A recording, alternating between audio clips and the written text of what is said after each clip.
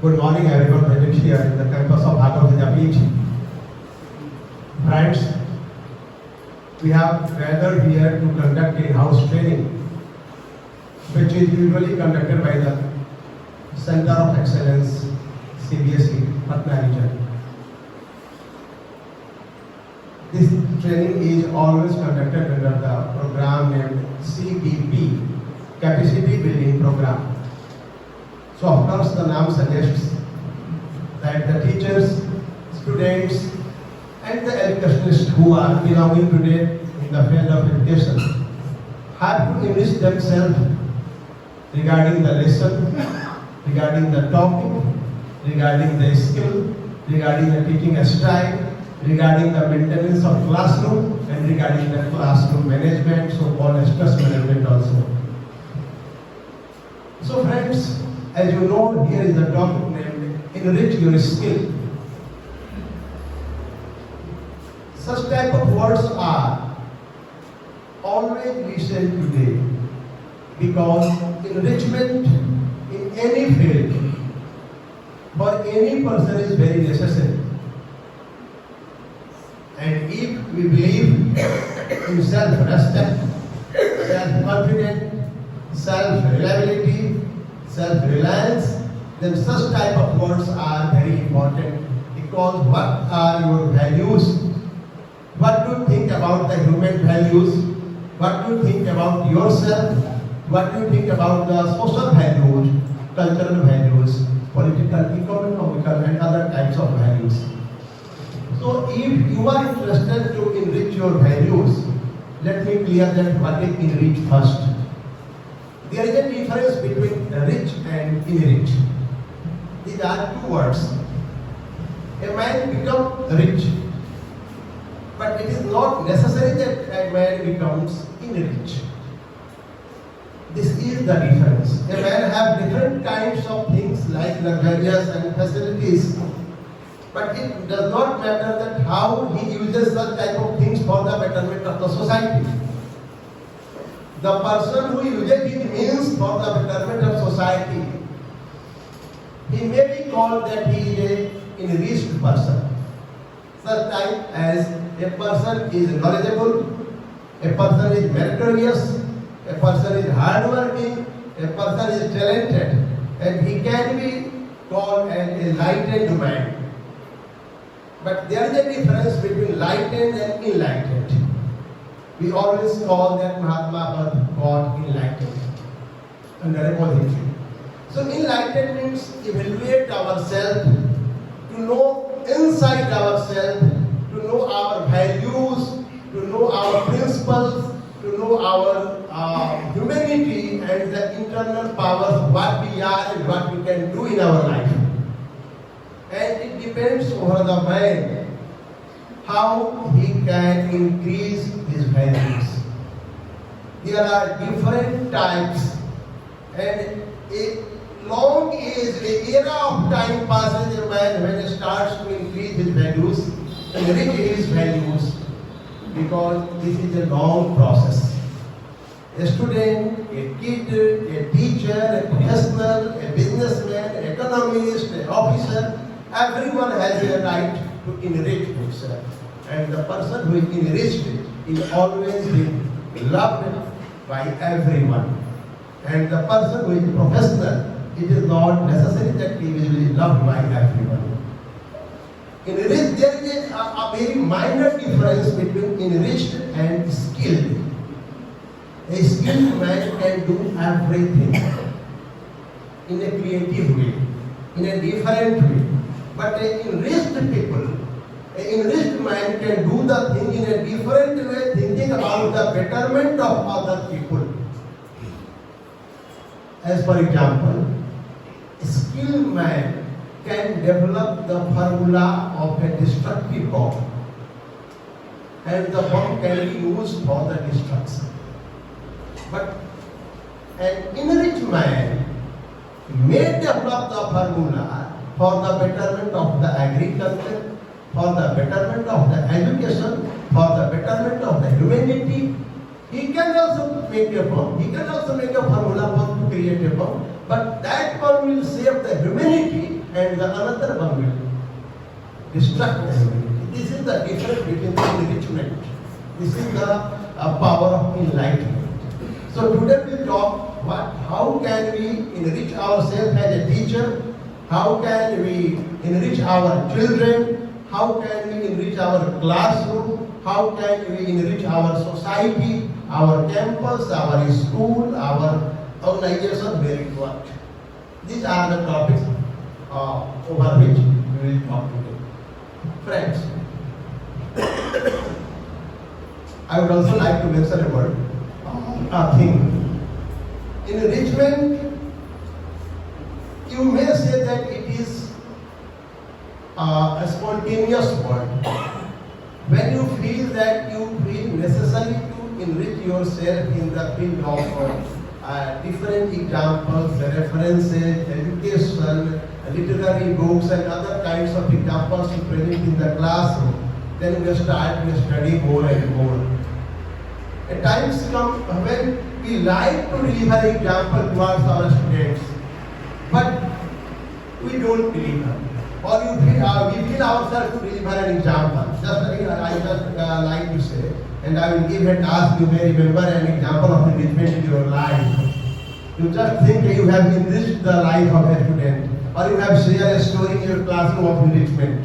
So what is, I will like to ask any one of you, can you share a story about the enrichment?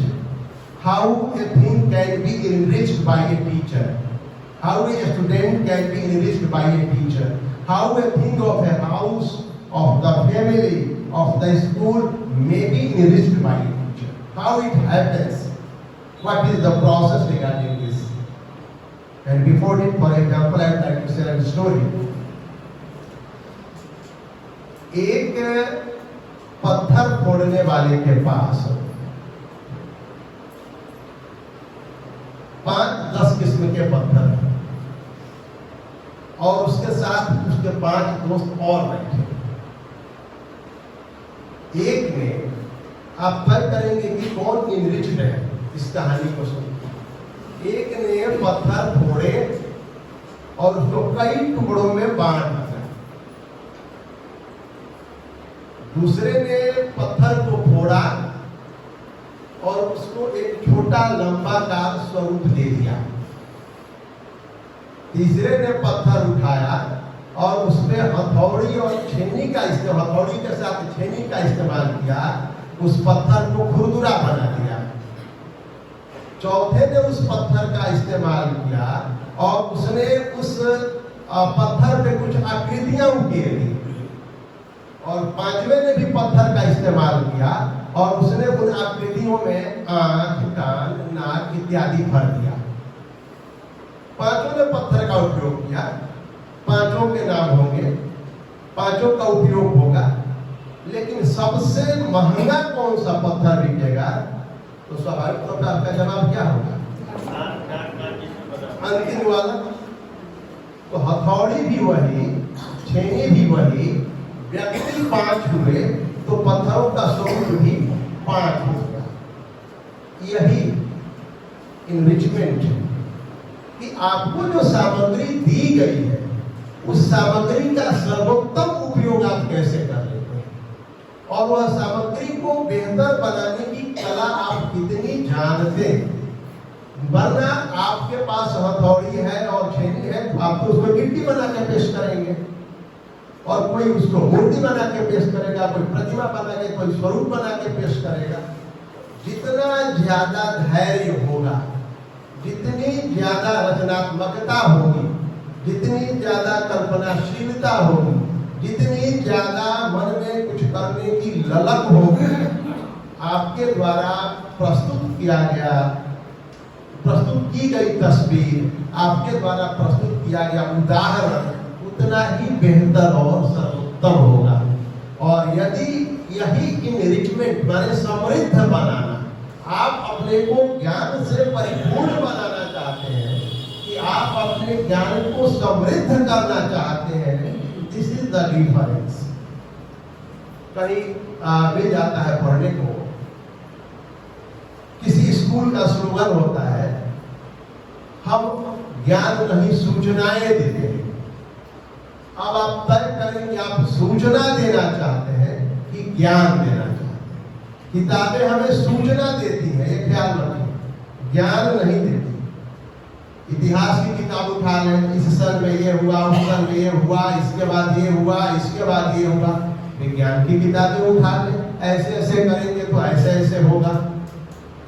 तो ये तो सूचनाएं हैं तो हम अपने बच्चों के साथ शेयर करते हैं। जो बच्चा जितने ज्यादा सूचना ग्रहण करने की स्थिति में होता है, रेलवे समय साथी भी हमें सूचना ही देती है, इस ट्रेन का इतना इतना समय है।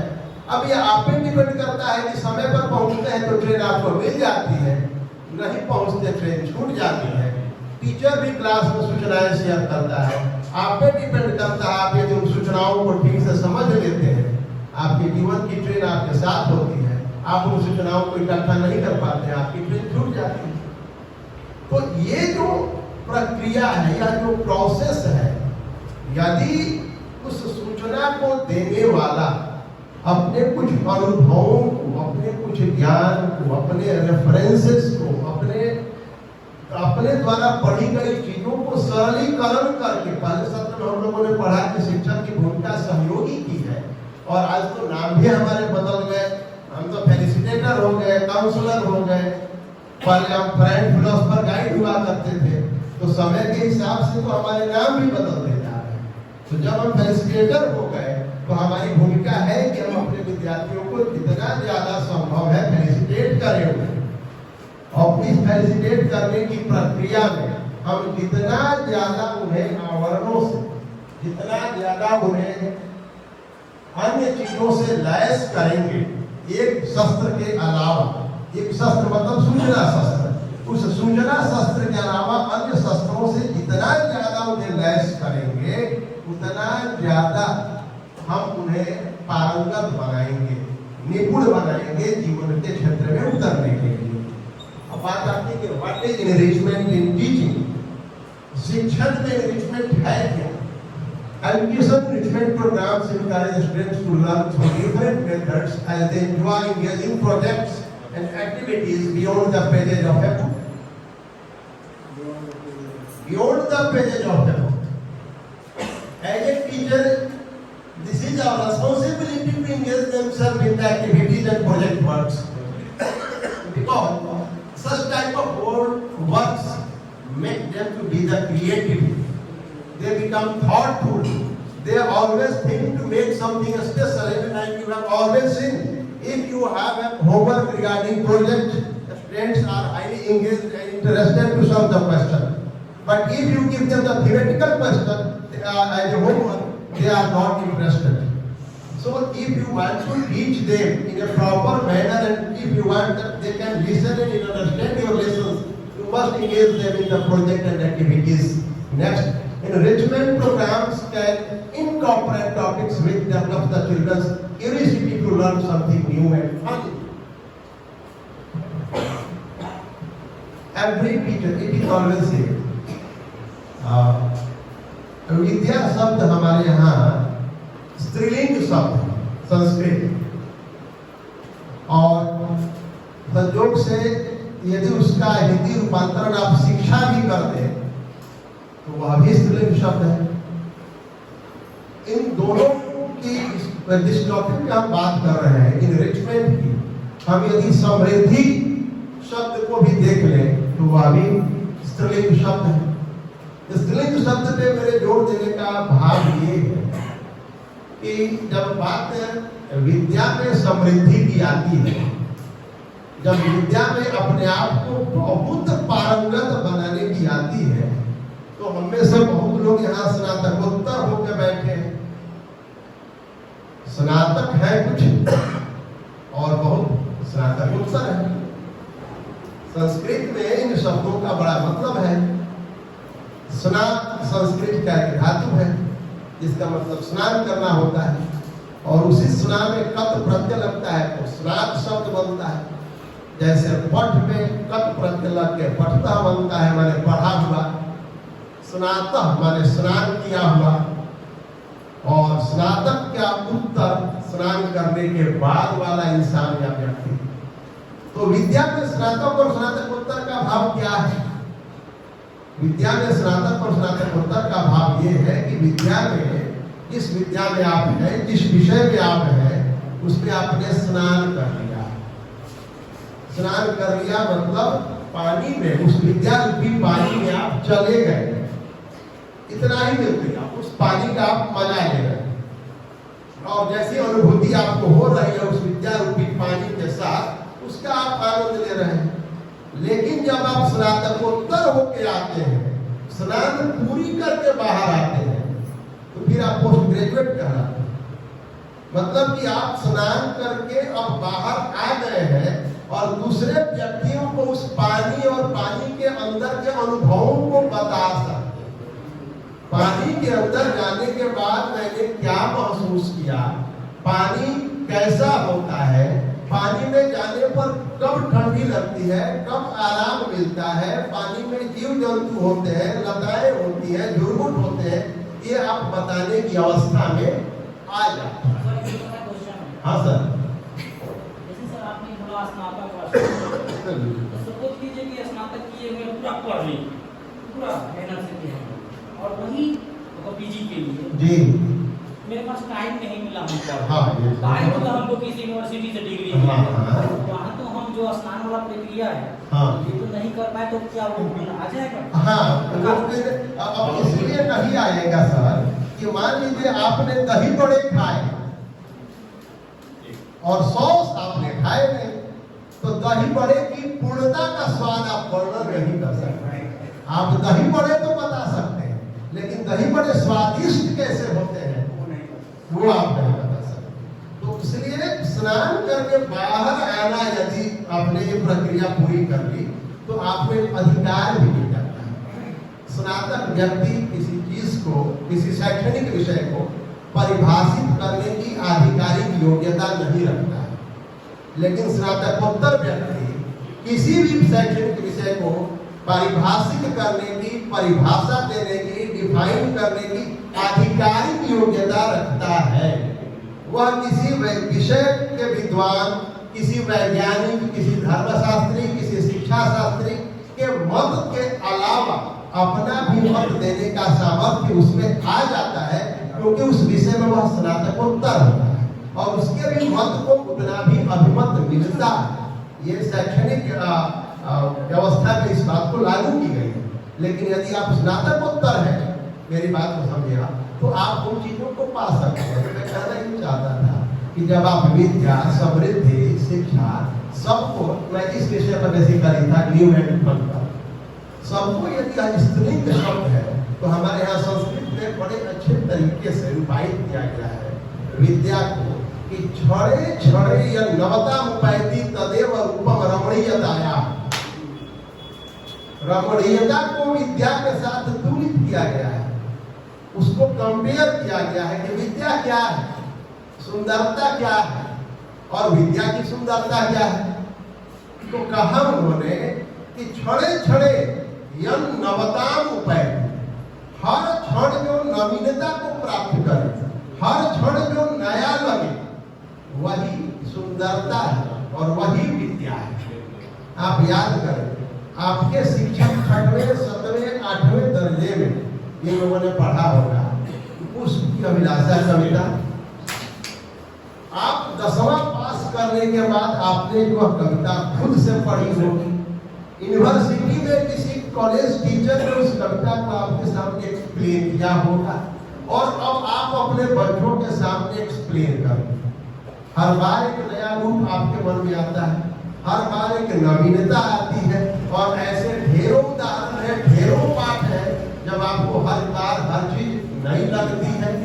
पिछले सत्र में मेरे विज्ञान के दोस्त बैठे हैं, पिछले सत्र में पढ़ाने के दौरान उन्होंने जो उदाहरण दिया होगा किसी विषय पर, इस सत्र में कुछ नया उदाहरण दे रहे होंगे, अगले सत्र में कुछ और नया उदाहरण देंगे। यह क्या है? यही तो न्यू एंड फन है और यही तो एक टीचर की पारदर्शी नजर है, वो हमेशा नवीन बना रहता है। वह एक प्राचीन उदाहरण के साथ, एक प्राचीन परंपरा के साथ नहीं चलता। आप हर साल क्वेश्चन पेपर बनाते हैं, आप चाहते हैं कुछ नवीनता लाते, कुछ कुछ वैल्यू एडेड कर दे, कुछ ऐसा ट्विस्ट कर दे कि बच्चे को नया लगे। सिलेबस तो नहीं बदलता, चीजें तो नहीं बदलती, आप बदलने की कोशिश में लगे रहते हैं। यह जो आपका प्रयास है नवीनता की ओर ले जाने का, वह पहले आपको समृद्धि की ओर ले जाता है, इनरिच करता है। और जब आप इनरिच हो जाते हैं, ऑब्वियसली आपका विद्यार्थी इनरिच हो जाता है। तो यह जो प्रक्रिया है एक बड़ी लंबी प्रक्रिया है, और एक टीचर होने के नाते हमारा दायित्व है कि हम एक नए उदाहरण दें।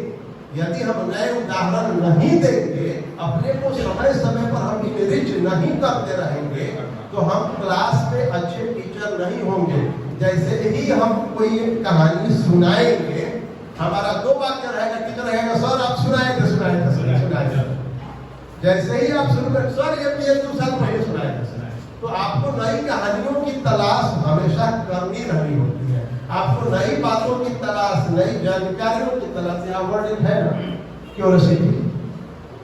अब यदि उसकी क्यूरियोसिटी बनाए रखनी है तो अपनी क्यूरियोसिटी बनाए रखनी है। तो यदि अपनी क्यूरियोसिटी शांत हो गई तो आपके विद्यार्थी की क्यूरियोसिटी कभी कायम नहीं होगी। तो हमेशा कोशिश करिए अपने विद्यार्थी को इनरिच करने के लिए खुद को इनरिच करना जरूरी है। और ये इनरिचमेंट एज ए टीचर हमें सड़क पर, बाजार में, मॉल में, दुकान में, ट्रेड में, किताब में कहीं भी मिल जाया करती है, क्योंकि थ्योरम तो आपने सब जगह पढ़े हैं, उदाहरण केवल बदलते जाते हैं। बस आपकी नजर होनी चाहिए कि आप जहां भी रहे 50% टीचर रहे, आपको हर चीज दिख जाती है, और उसको बस आप अपने बच्चों के साथ शेयर करें। तो जो बात होती है कि एक्टिविटी की बात नहीं हो रही है, वो बात खुद ही क्लास में लागू हो जाएगी। बस आप रोजमर्रा के दैनिक उपयोग वाले उदाहरणों का इस्तेमाल करना शुरू कर दें। खास करके हमारे अंग्रेजी वाले दोस्त, हिंदी वाले दोस्त, संस्कृत वाले दोस्त, हमेशा रामे आम खाएगा कोई जरूरी नहीं है। कभी सोहन और दिनेश को भी आम खिलाइए, और ट्रांसलेशन बनाने के लिए राम आम खाता है से आप परहेज करिए। लंबे समय से आप में खा रहे हैं, अब दिनेश को मौका दीजिए, और लोगों को भी मौका देंगे। उदाहरण में नवीनता हो जाएगी, फल भी बदल जाएगा। सितंबर में अनुवाद बना रहा है, सितंबर में ट्रांसलेशन बना रहा है बच्चा, और आम खा रहा है। बच्चा परेशान है कि भाई सितंबर में आप क्यों खाएंगे, डॉक्टर ने कहा, कोई परेशानी हुई या कि टीचर जबरदस्ती थोप रहे। तो आपके इनरिचमेंट का मतलब यही हुआ कि पर्यावरण, परिस्थिति और समय के मुताबिक आपके उदाहरण भी बदल जाने चाहिए। अब ये कथा जो अपडेट करना और अपडेट करना, आप अपने को समय समय पर अपडेट करें, वरना आप आउटडेट हो जाएंगे, काल बात हो जाएंगे। आप हमेशा सुनाते हैं ये कहानी कछुआ और खरगोश की। आपकी कहानी में हमेशा कछुआ सोता है, खरगोश सोता है, और हमेशा खरगोश ही जीतता है। क्या संदेश है इसके पीछे? कि सोने वाला ही जीतता है? नहीं, जो निरंतर प्रयास करता है वो प्रयास करने वाला जीतता है लगातार, लेकिन मध्यम प्रयास, लगातार लेकिन मध्यम प्रयास है। लेकिन इसका मतलब ये नहीं कि खरगोश जो तेज चलता है उसको आराम का हक नहीं है। समय की मांग है कि तेज चलने वाले थोड़ा आराम भी करें। इनरिचमेंट ये कहता है कि अपने बच्चे को बताएं, अपने विद्यार्थियों को बताएं कि यदि तुम खरगोश हो तो लक्ष्य तक पहुंचने के बाद ही आराम करना तुम्हारा दायित्व है, वरना कोई कछुआ तुमसे बाजी मार ले जाएगा। लक्ष्य पाए बिना आराम करने का हक तुमको नहीं है। ये मैनेजमेंट में एक फैटिग स्टडी सर, और उस फैटिग स्टडी में एक पार्टिकुलर इंटरवल कॉमर्स के एक सब्जेक्ट है बिजनेस स्टडी, और बिजनेस स्टडी के प्रिंसिपल ऑफ मैनेजमेंट में एक टॉपिक है फैटिग स्टडी। फैटिग स्टडी में एक्सप्लेन किया गया है कि after a particular working interval some relaxation period is necessary. After the interval, employee work very energetic with full stamina, and the production of company, productivity of employee increase. So practical study is very necessary, but after a particular period. Cinema में भी interval, ये समझने की बात है कि मनोरंजन में इंटरवल की क्या जरूरत है, अंतराल की क्या जरूरत है। हम मनोरंजन का भी आनंद तभी बेहतर ढंग से ले पाते हैं जब उसमें एक उचित समय पर अंतराल होता है। फिर हमारी जिज्ञासा होती है कि आखिर इस क्षण के बाद क्या होगा, और उस जिज्ञासा के लिए हम बेचैन रहते हैं कि जैसे ये इंटरवल बीते और हम जाने। वही जिज्ञासा हमारे शिक्षण में भी होनी चाहिए, हमारे क्लासरूम में भी होनी चाहिए, और तब बच्चे फुल एनर्जी के साथ अपनी एजुकेशन को ऑब्जर्व कर पाएंगे, आपकी जो टॉपिक्स है उसे ऑब्जर्व कर पाएंगे।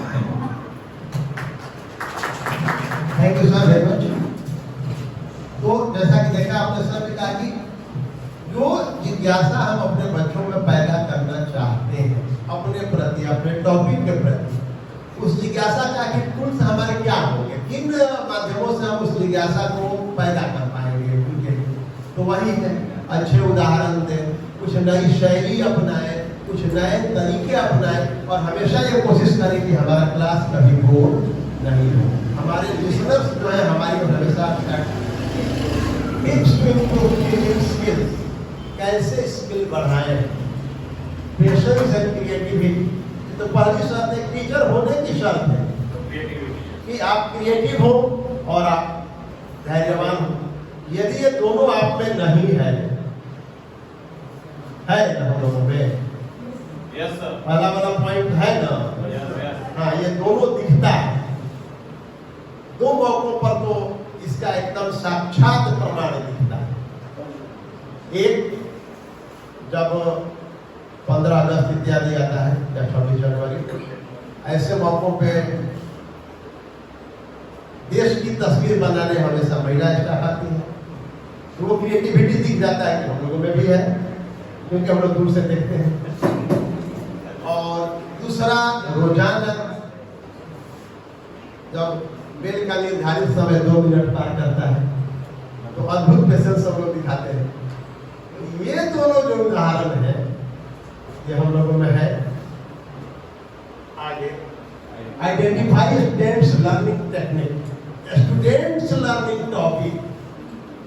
40 के बैच में जो कॉमन फार्मूला कहता है वो क्या कहता है, कितने बच्चे होते हैं बाई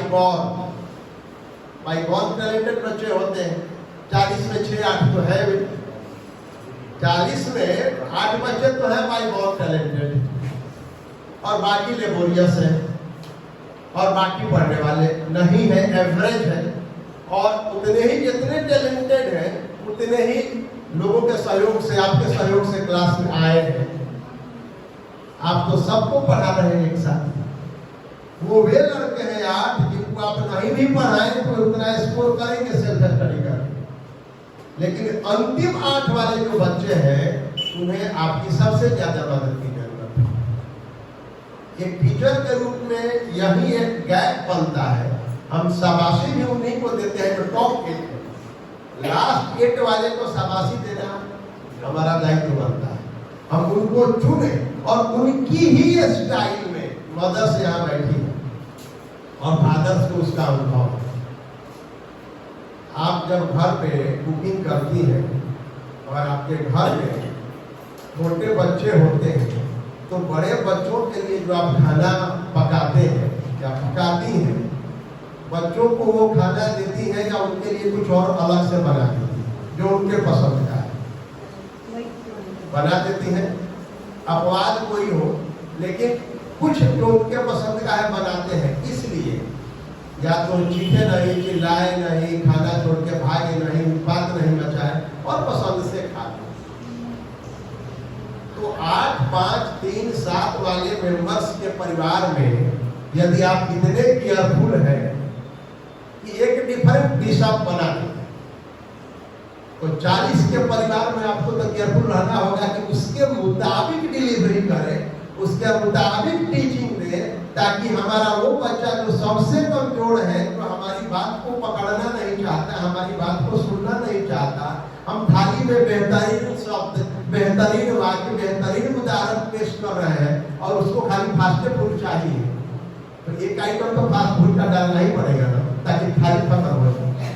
तो उन बच्चों को भी नजर में रखकर समय के अनुसार कुछ आधुनिक उदाहरण, कुछ आधुनिक शैली हमें अपनाने होंगे, तब वो बच्चा लगेगा उसको कि मेरा भी पार्टिसिपेशन है, मेरे भी टेस्ट की बात हो रही है क्लास में। जो क्लासरूम में 3-4 दिनों पहले से दिवाली के बातों में मशगूल है, उसको हम दिवाली के उदाहरण यदि नहीं देंगे तो वो हमारी ओर आकर्षित नहीं होगा। तो बेहतर है कि हम जब रामचरितमानस में दिवाली क्यों मनाते हैं बताते हुए कहें कि राम जी आए थे तो लोगों ने दिए जलाए थे, उसके पहले हम कहें कि पहले बताओ उस समय कौन कौन लोगों ने पटाखा फोड़ा होगा राम जी आने पर, वो ऑटोमेटिक होकर खड़ा होगा बताने के लिए। अब पहले उस समय पटाखा था सवाल, उस समय कोई छोड़ा था सवाल, तो आपसे 8 सवाल करेगा, उसकी क्यूरियोसिटी उस समय बढ़ेगी, आपका मतलब पूरा हुआ। अब उसको जब आप सही कहानी सुनाएंगे तो वो पूरी कहानी आपकी सुनेगा। लेकिन आप कहेंगे राम जी ने मार दिया था और विमान से आ रहे थे, लोग बड़ी खुश थे, तो पाएगा इसमें कोई नई बात नहीं बता रहा है। तो आपको उन उदाहरणों को नया करना होगा, समय के अनुसार उसमें कुछ नयापन लाना होगा। मैं कभी कभी जब मैं संस्कृत पढ़ाने के मूड में होता हूँ तो कह देता हूँ कि रामायण एक बहुत अच्छी किताब है, इसमें राम सीता 2 भाई बहन है, दोनों एक दूसरे को बड़े प्यार। बच्चा चौंकता है और बात बनाने को तैयार नहीं होता है।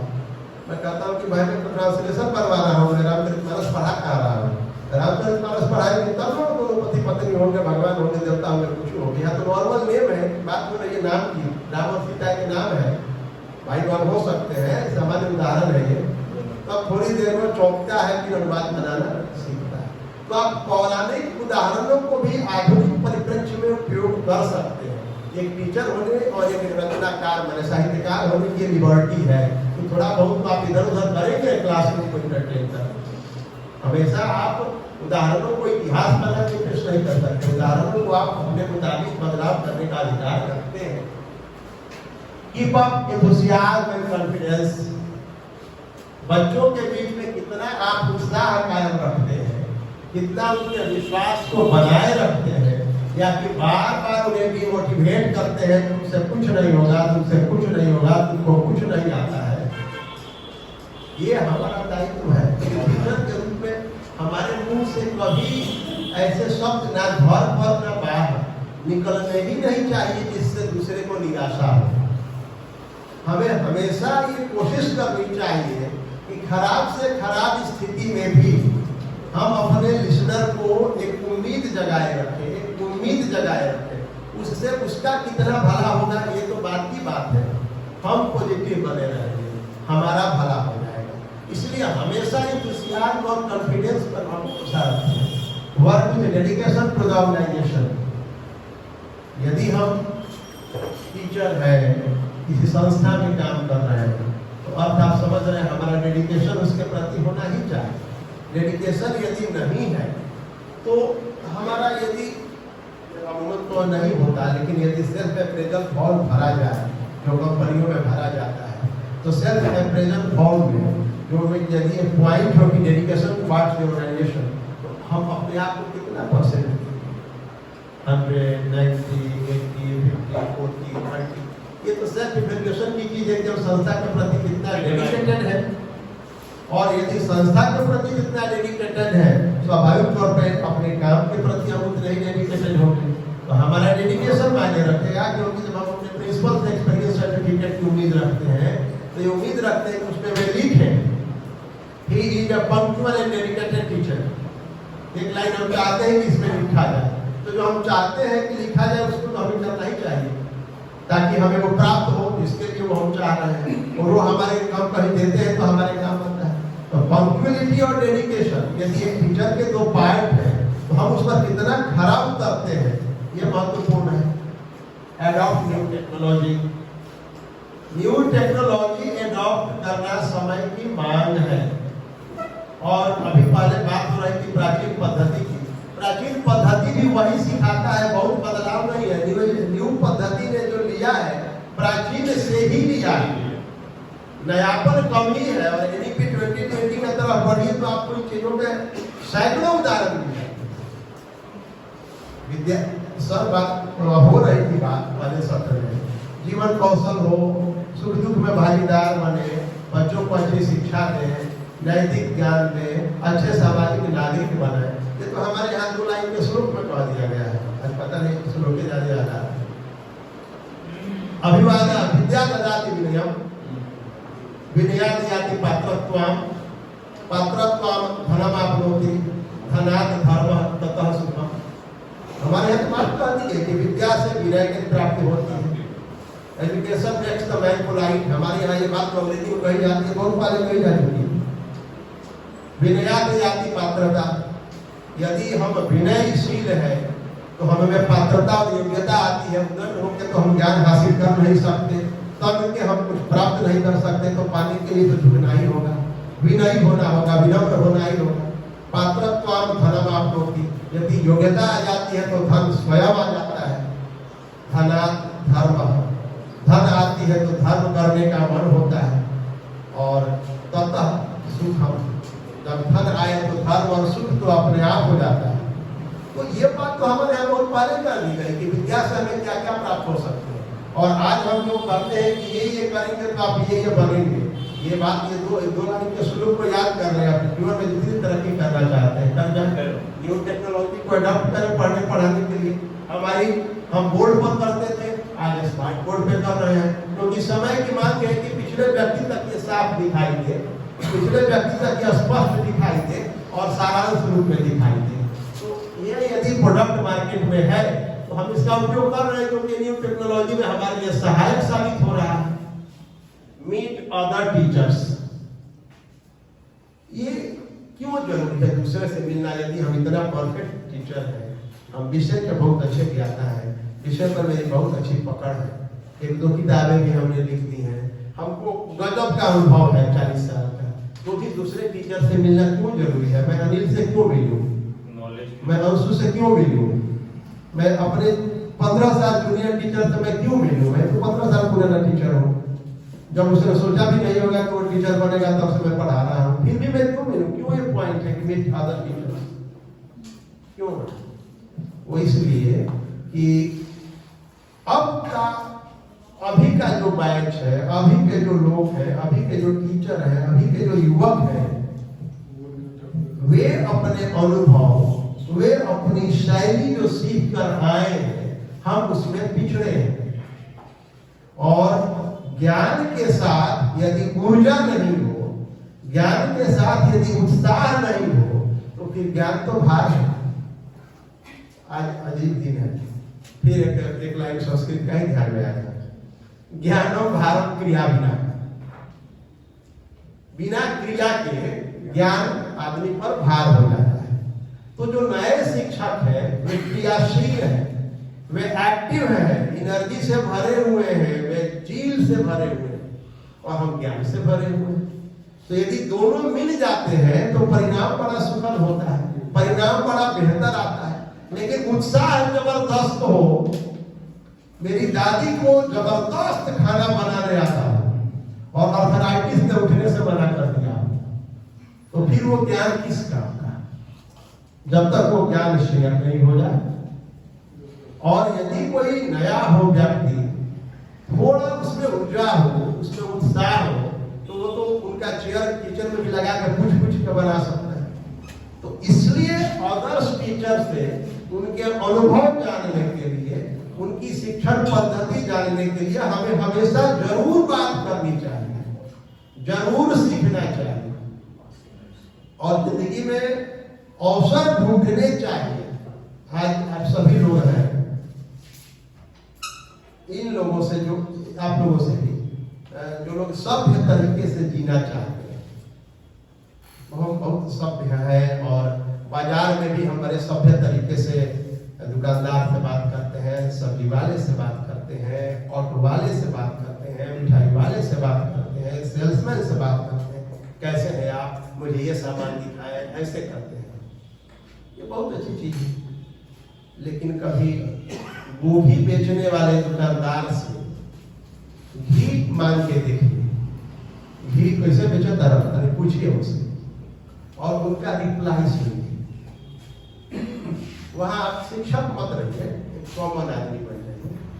पानी के घूमती पर टॉर्च मांग के देखिए उनका कितना आनंद आता है उनको जवाब देने में। कभी आप बैट बॉलों की दुकान पर जाके स्वेटर मांग के देखिए, या तो आपको कहेंगे कि आप बड़े अजब आदमी है भाई, आप दिख नहीं रहा है। ये वो तो पहला लाइन कॉमन होगा कि दिख नहीं रहा है आपको, और उसके बाद वो आपको जो कहना होगा कहेंगे। इससे आपको ये पता चलेगा कि अलग अलग क्लास के लोगों की भाषा से ही अलग अलग जगह बदलने के बाद कैसे बदल जाया करती है। और तब एक शिक्षक होने के नाते आप भाषा शैली और समाज शास्त्र में रुचि रखते हैं यदि, तो आप इन चीजों को समझते हैं। बिल्कुल वैसे ही अलग अलग शिक्षकों से मिलेंगे। जैसे एक शिक्षक आए, उन्होंने हमें कुछ बताया एक विषय पर, और बताने के क्रम में पूरे परिवार का परिचय दे रहे हैं, तो आपको एक अंदाजा आपने ये तय किया होगा कि एक प्रस्तोता के रूप में यह विषय अप्रासंगिक था या नहीं था, ये आपने तय किया होगा। तो ये अलग अलग लोगों से मिलने से ही पता चलेगा। आप अलग दुकानदार से मिलेंगे, कुछ दूसरी चीजें पाएंगे। आप में से कितने को पता है कि अजवाइन 5 किस्म का बाजार में बिकता है? आप अधिकतम 2 किस्म का जानते होंगे। एक कहे वो महंगा वाला दे वो सस्ता वाला दे सकते, लेकिन एक दुकानदार के पास 20 मिनट बैठ के थोड़ा दोस्ताना बढ़ाइए और तब देखिए वो आपको 1900 रुपए से लेकर 700 रुपए तक का अजवाइन दिखा रहा है। ये कहां से है? ये ज्ञान कहां से है? और उसने 1900 वाले का 5 ग्राम और 700 ग्राम वाले का 15 ग्राम मिला 20 ग्राम का पैकेट करके 1500 रुपए बेचा है। तो अलग अलग समाज के अलग अलग लोगों से मिलने के बाद सर्वांगीणता और संपूर्णता का विकास होता है। और आपसे ये उम्मीद की जाती है कि शिक्षक होने के नाते हर चीजों के बारे में जो सामाजिक ज्ञान है ये भी आप रखें। Evaluate your performance as per students and faculty. अपने परफॉर्मेंस को, जो मैंने कहा कि प्रेजेंट थॉट को खुद जज करिए, और अपने फैकल्टी, अपने स्टूडेंट्स, अपने सीनियर से मिलकर अपने बारे में डिस्कस करने में कोई बुराई नहीं। आप उनसे मिलें, उनसे बात करें, अपनी समस्या रखें, कहें कि हम पढ़ाते तो ऐसे हैं लेकिन लगता है कि शायद बच्चे पूरा इंटरटेन नहीं कर पा रहे हैं, इसलिए वे मेरे क्लास में शो कर रहे हैं, क्या किया जा सकता है। वे अपने अनुभव आपके साथ शेयर करेंगे और वैसी स्थिति में आप कुछ आगे बढ़ेंगे।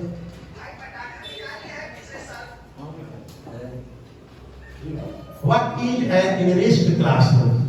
Enrichment programs are scheduled extracurricular classes where students can receive advanced academic instruction, get extra help with homework assignments, or discover new hobbies, interests, and activities outside the classroom setting. Enrichment programs come in many different shapes and sizes. ये तो इस बात हम हमेशा करते हैं।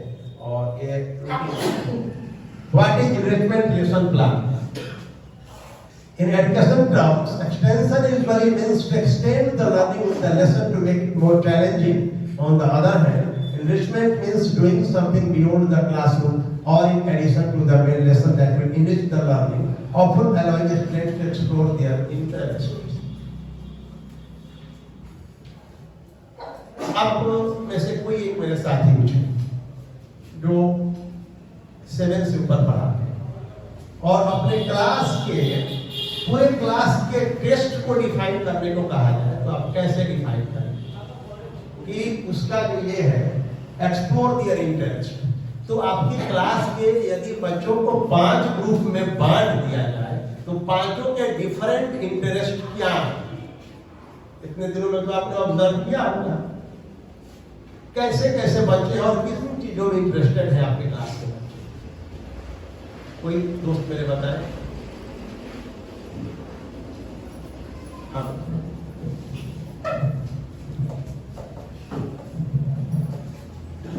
जब मैं 5 क्लास के प्रैक्टिकल बच्चों को लेकर जाना चाहती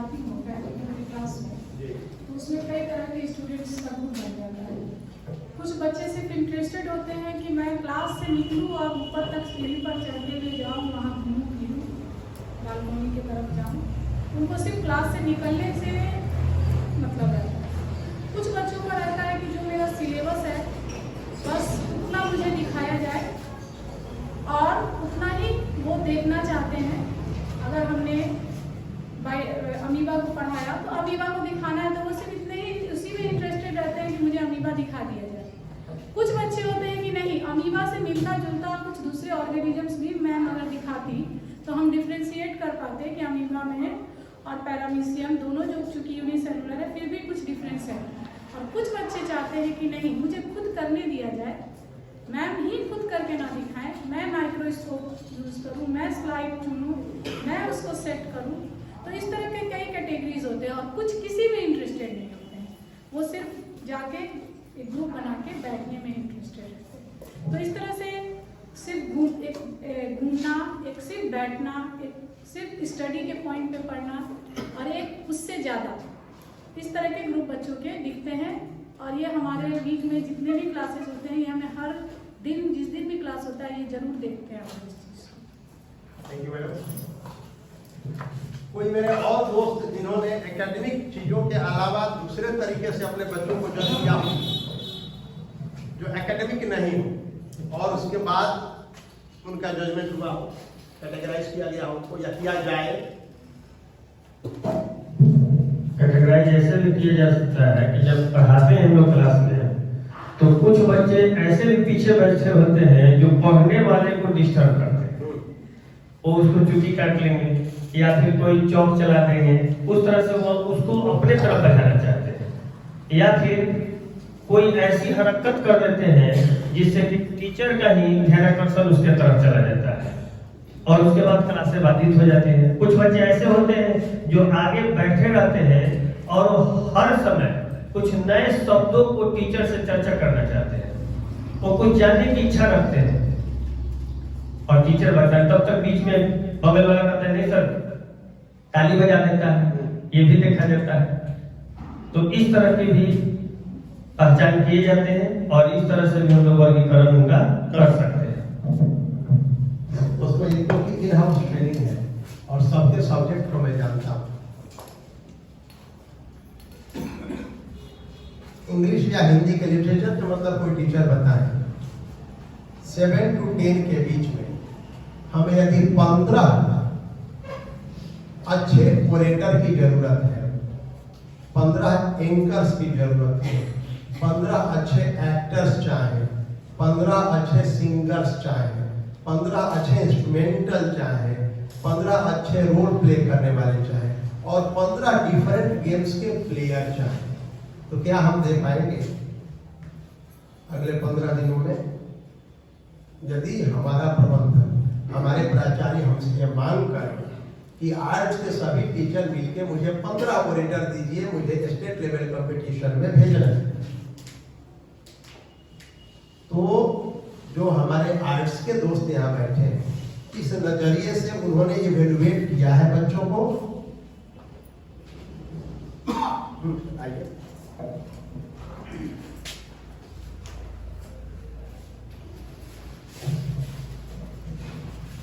एक अच्छे वक्ता के तौर पर विद्यार्थियों की पहचान करने के लिए हम ये प्रयास करेंगे कि विषय से हट के या लीक से हट के उनको हम कुछ बोलने के लिए कहें। जैसे अचानक खड़ा करा करके पंखा को दीवार के संबंध में, बल्ब के संबंध में, ठीक है। और इस तरीके से हम प्रयास देखने का ये प्रयास करते हैं कि बोल पाता है या नहीं बोल पाता है। सर अभिनय की जहाँ तक बात है तो अभी हमने रिसेंट की क्लास में निराला जी की कविता है अट नहीं रही, ठीक है, जिसमें उन्होंने भागमय का वर्णन किया है।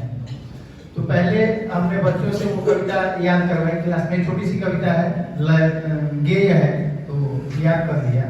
इसके बाद से हमने उनसे कहा कि तो इस कविता को 2-4 कोई लोग पढ़ेंगे या बाकी लोग अभिनय करेंगे, इसमें क्या दिखाएगा या बताने का प्रयास किया है। तो 3-4 लड़कियों ने बहुत अच्छा किया, ठीक है। तो इस लिहाज से हम क्या कहते हैं, जिनके अंदर अभिनय की क्षमता है उनको निकाल सकते हैं।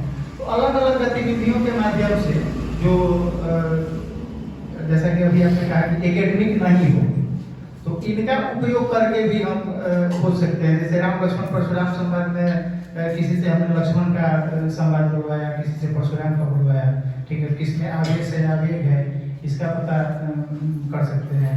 कौन हास्य में निपुण है, ये खोज सकते हैं। Thank you sir. इनरिचमेंट का एक एग्जाम्पल देना चाहते हैं। हालांकि इसको आत्म प्रशंसा के रूप में आप लोग नहीं लेंगे, ये मेरी विनम्र गुजारिश है, और मैं इसको डिस्क्लोज नहीं करना चाहता था, लेकिन उदाहरण के तौर पे आज कर रहा हूं। क्लास 10th बी के बच्चे यूं ही अचानक तुकबंदी करने के दौरान एक ख्याल आया प्रिंसिपल सर कि हम लोग दूसरों के बनाए राइम्स बुक अपने बच्चों को क्यों पढ़ाएं, हम लोग राइम्स की किताब क्यों नहीं लिख सकते, हम लोग उसको क्यों नहीं प्रिंट कर सकते। और आपको जानकर ताज्जुब होगा कि 35 हिंदी और 35 अंग्रेजी राइम्स क्लास 10th बी के बच्चों ने तैयार कर लिया है।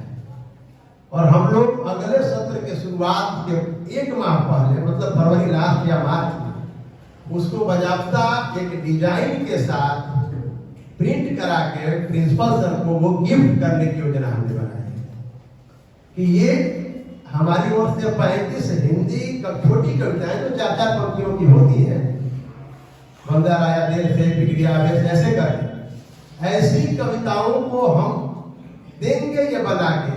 ये इनरिचमेंट का एक उदाहरण है कि हमारे बच्चों ने 2 किताबें बनाई, उसमें 35 बच्चों की कविताएं हैं। कई बच्चों ने 6-7 कविता लिख डाली, लेकिन चुनी उनकी एक ही गई, क्योंकि सबको पार्टिसिपेट करा। तो इस तरह से उनमें क्रिएटिविटी का विकास किया गया। इनरिचमेंट ये है कि उससे ये पता चला कि कौन लड़का तुकबंदी विथ शब्दों के अर्थ के साथ कर सकता है। निर्भय जी बहुत अच्छे कवि हैं, बहुत अच्छी गजल लिखते हैं, कविताएं लिखते हैं, आपने सुना है। कुछ लोग आते हैं तो अपना ही लिखा जाते हैं, इसलिए अब तक जो आपने सुना है उन्हीं का सुना है। तो एक शिक्षक के तौर पर जब उनका कवि उनके ऊपर हावी हो जाता होगा, क्लासरूम में भी कभी कभी, तो उनका तो ये दायित्व बनता है कि 40 के बीच या 80 के बीच या 3 सेक्शन के बीच 1 या 2 को तो हम ये कला देके ही रहे, उनको सिखा के ही रहे, उनसे पूछे ही क्या तुम ये कर सकते हो, क्या तुम करना चाहते हो। और शुरुआती दौर में सीखने के बाद उसको कुछ तो सीख सकते हैं, और जीवन भर उसके लिए वो एक ख्याति हो जाएगी यदि वो अपने भावों को लिखना सीख जाता है। वैसे ही हमारे विज्ञान के दोस्त, हमारे इतिहास पढ़ाने वाले दोस्त या अन्य लोग भी ऐसा कर सकते हैं। हम क्यों लोगों की रटी रटाई बातों से ही हमेशा बंदरे का पेट ससुराल जाने पर क्यों फटेगा भाई, कुछ दूसरों का भी फटना चाहिए।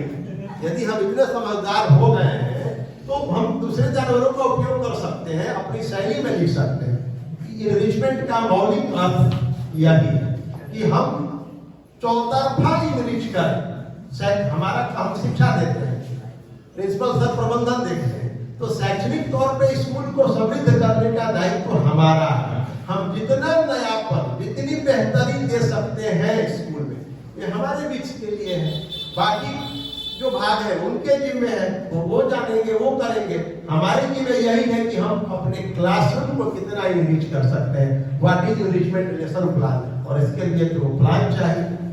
In education terms, extensively means to extend the learning in the lesson to make it more challenging. आप अपने लेसन को सीखने के दौरान चैलेंजिंग भी कभी कभी बनाएंगे, क्योंकि दिमाग में आपको 8 लड़के हैं टॉप 8 जो आपने मार्किंग स्कीम भी यदि पढ़ा है तो आपको पता होगा कि कितने % क्वेश्चन आप कब देते हैं और किसके लिए देते हैं, और एवरेज क्वेश्चन आप किसके लिए देते हैं। बिलो एवरेज आप देते हैं ताकि उसको परेशानी ज्यादा नहीं। तो वही तो है कि आप कितना आप इनरिच करते हैं, कितना बेहतर बनाते हैं। On the other hand, enrichment means doing something beyond the classroom. Beyond the classroom. or in addition to the main lesson that will enrich the learning of to allow the students to explore them. आप beyond the classroom, beyond the subject यदि आप जाते हैं, यही तो enrichment है। राम की कथा सुनाते सुनाते राम से जुड़ी हुई अन्य कहानी यदि आप सुनाने लगते हैं, यही तो रेफरेंस है। और एक टीचर के लिए रेफरेंस से ज्यादा जरूरी चीज ही नहीं है। यदि आप हिंदी पढ़ाते हैं तो हिंदी साहित्य के कितने इतिहास, कितने लेखकों के इतिहास आपने रखे हैं, यही तो enrichment है। वरना पता चलेगा कि आपने जो बताया वो बहुत पहले, कभी लोग समझ सकते हैं, पता चला कि आज मैंने गजब लिख दिया, पता चला नहीं तो 20 साल पहले लोग लिखे जो आज मैंने लिखे, तो फिर enrichment नहीं है। और next, how to enrich children learning? Engaging with children by listening, showing interest and asking open-ended questions to encourage thinking and conversation. Open-ended question. Open-ended मतलब the question always runs in the classroom. A student asks another kind of last next question, third kind of last next question. Different types of questions will be arising in the classroom, and as a teacher or as a student, you have to describe all the questions. Using a range of communication strategies that involve explanation, expectation, and problem solving. Communication को develop करना ये बड़ा important है। और ये तो प्रार्थना में अब ये सत्र अपने उत्तरार्ध की ओर चल रहा है, और मैं तो वहीं से कह रहा हूँ कि देवियों और सज्जनों में जब कहता हूँ तो बारी खाली सज्जनों की आती है, देवियां चुप ही बैठी रहती है। तो कम्युनिकेशन में अगले सत्र में गुजारिश करूंगा कि देवियां भी जरूर बोले, वे भी पार्टिसिपेट करें, कम से कम कम्युनिकेशन तो होता है, वरना 50 आंकड़ा तो पूरा हो जाता है सालाना, लेकिन कम्युनिकेशन वाला मामला फंसा रह जाता है। तो एक एक्टिविटी केवल पार्टिसिपेशन वाला हो, रोल प्ले मिले, तो ऐसा नहीं हो कि कोई आके कहे मुझे बूढ़ी माँ का रोल दो जो गूंगी हो, तो ऐसा ना होना चाहिए। मैं ये चाहता हूँ, उसमें ऐसा होना चाहिए कि कोई आके कहे कि मुझे आधुनिक बेटी का रोल दो जो बोलते बोलते माँ को परेशान कर देती है। ये चीज और ये कॉन्फिडेंस यदि होगा तो एक्ट बड़ा अच्छा होगा। लेकिन वो वाला कि ऐसा रोल दो जिसमें माँ खाली खांसे, तो ये वाला ठीक नहीं लगेगा, क्योंकि ये लोग बोलेंगे, ये लोग तो फिर खांसेंगे तो कैसे होगा? खाली खांसने से भी तो कम्युनिकेशन नहीं होगा। हालांकि पहले के जमाने में खांसने से खूब कम्युनिकेशन हुआ है, लेकिन अब वो ना हो तो अच्छा। हाँ, तो ये कोशिश करें कि हम लोग जब इस तरह के सत्र चले तो बोले, वही इनरिचमेंट है। टॉपिक आज चुनने का मतलब यही था कि वैल्यू इनरिचमेंट मतलब reference enrichment, topic enrichment, skill enrichment. और हम बार बार कहा गया सोसाइटी में है तो जिस एनवायरनमेंट में हम रहते हैं उसको जितना जॉयफुल, जितना दिलफुल, जितना हैप्पीफुल बना सकते हैं, वो एज ए टीचर हमारा दायित्व है। क्योंकि हमारा क्लास जितना जॉयफुल होगा, बच्चे जितना इजी होंगे, जितना बर्डन लेस होंगे, उतना ज्यादा हमारी बात समझेंगे। और जितना ज्यादा हम अपने क्लास को कॉम्प्लिकेटेड बनाएंगे, उतना ज्यादा हम अपने टारगेट से दूर होते जाएंगे। लेकिन टारगेट बस करीब ही है, ये आया टारगेट। और उम्मीद करते हैं कि आप लोगों को ये सत्र काफी अच्छा लगा होगा। आप लोगों को बहुत